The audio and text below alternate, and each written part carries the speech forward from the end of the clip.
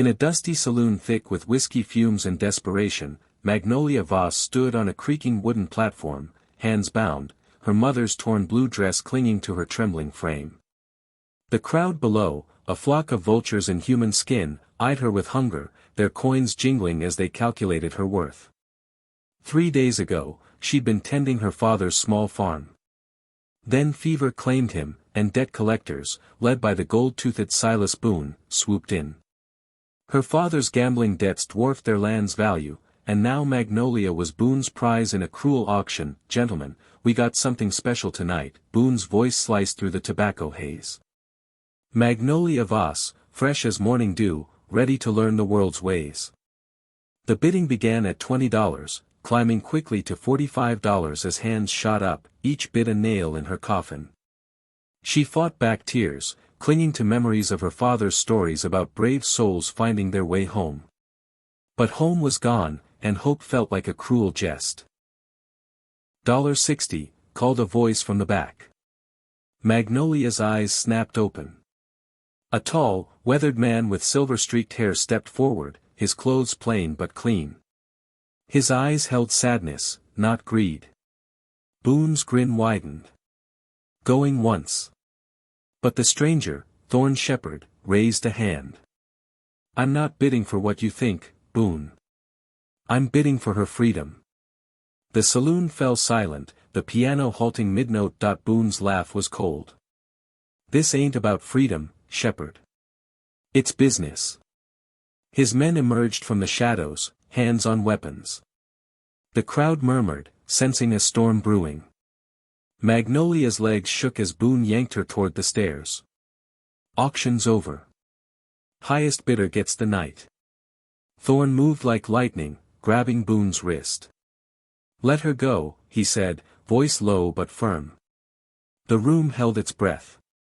Then, a gunshot shattered the silence, not from Boone's men, but from outside. "Fire! Fire at the stables," someone screamed.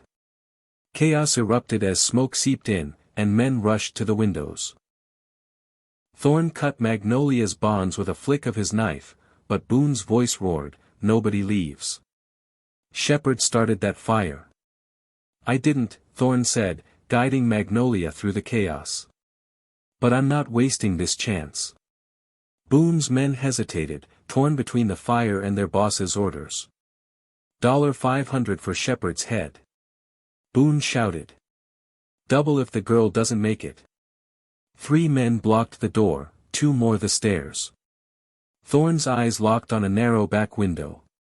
"Can you climb?" he whispered. Magnolia nodded, though fear gripped her. Before they could move, the back door exploded inward. A woman, tall, fierce, graying hair tied back, strode in, rifle in hand.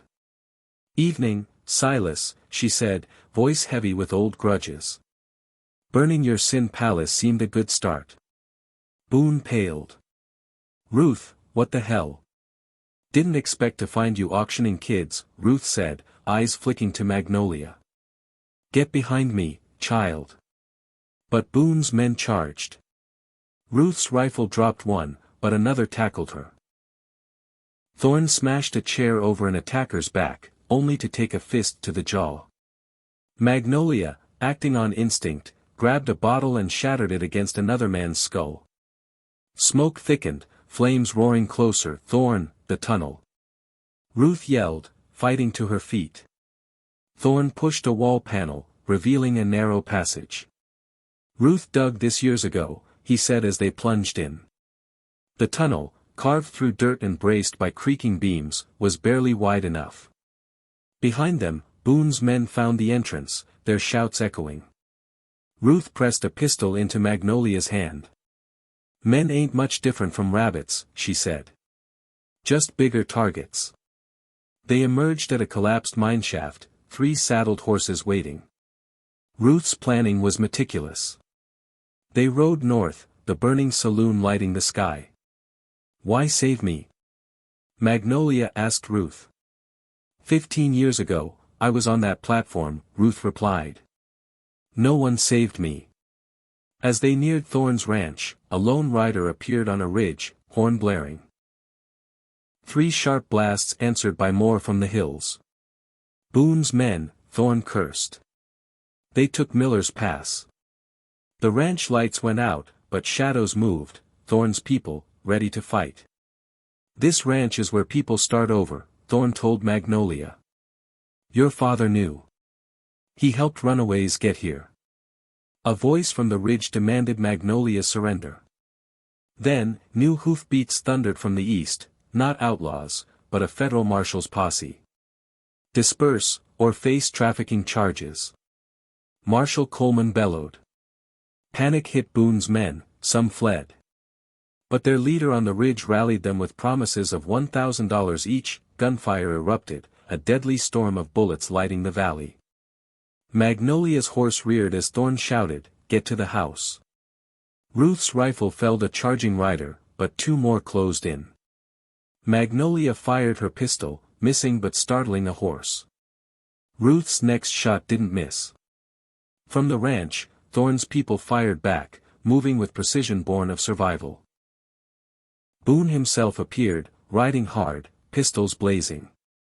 Magnolia, no longer the scared girl on the platform, spurred her horse to meet him. Magnolia, no. Thorne yelled, but she was done being prey. She fired, her bullet hitting Boone's chest as his grazed her arm. He fell, lifeless, and his men's resolve crumbled. They dropped their weapons as the marshals closed in. As dawn broke, Magnolia stood on the ranch porch with Thorne and Ruth. You're freer, Thorne said. Go anywhere you want. But Magnolia looked at the valley, people rebuilding, children playing, a community of survivors. My father said brave people find their way home, she said. I think I'm already there. 3 months later, the ranch thrived, a sanctuary for the lost. Magnolia, once nearly sold, now helped others find freedom, following her father's path. Boone's saloon was gone, replaced by a garden where flowers bloomed, a reminder that even in darkness, beauty could grow.